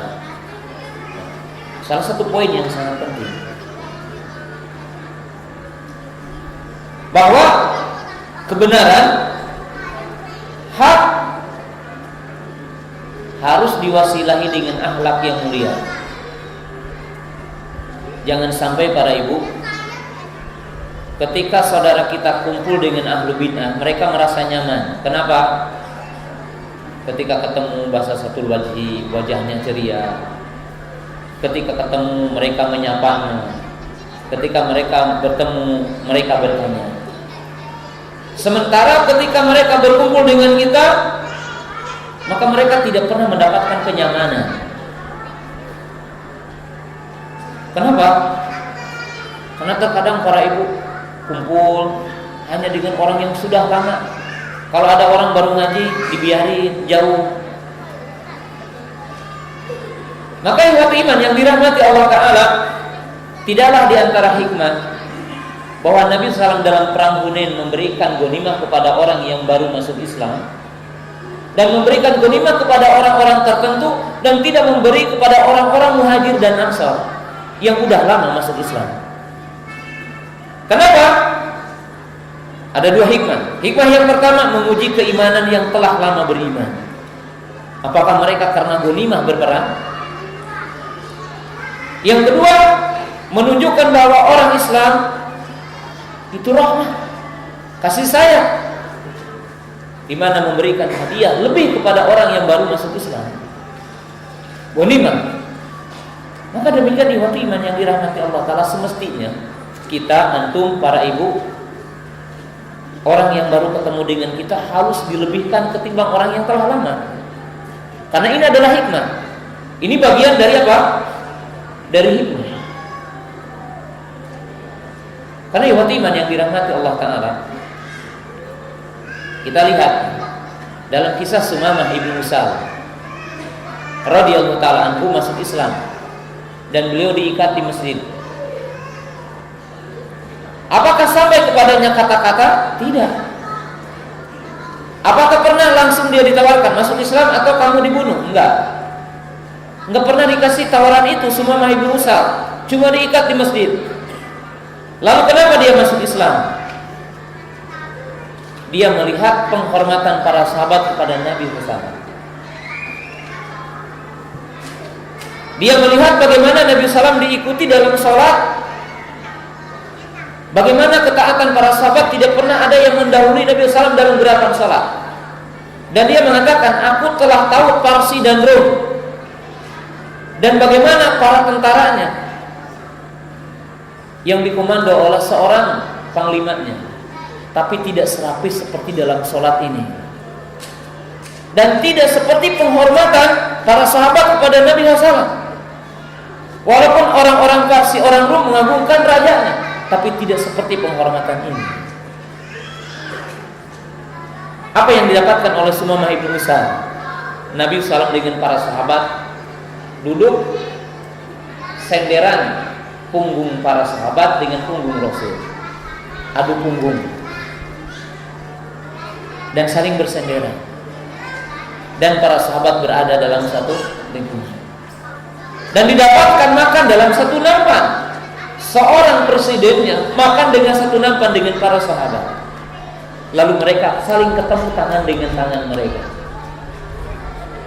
Inilah apa yang dilihat oleh Sumamah ibnu Sal radhiyallahu ta'ala tentang sahabat yang menyebabkan dia masuk Islam. Bukan sebuah ancaman masuk Islam atau bayar jizyah, tidak. Walaupun itu juga ada, tapi waktu itu bukan kata-kata itu, dan bukan juga diajak terus disampaikan dalil kepadanya, tidak. Dengan semata-mata melihat apa yang diperbuat oleh Nabi SAW dan para sahabat bagaimana sisi kelemah lembutannya, bagaimana persaudaraannya, bagaimana ikatan persaudaraannya, maka menjadikan Sumamah ibnu Utsal masuk Islam. Dan demikian juga kita semestinya apa yang kita perbuat, tasawuf kita menjadi daya tarik bagi orang lain. Demikianlah ikhwati iman yang dirahmati Allah Ta'ala. Mungkin kalimat-kalimat singkat berkaitan dengan masalah hikmah di dalam kesempatan pagi yang berbahagia ini.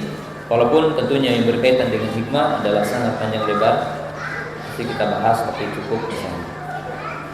Mudah-mudahan apa yang saya sampaikan dalam kesempatan pagi yang berbahagia ini bermanfaat dan menjadi nasihat buat kita semua.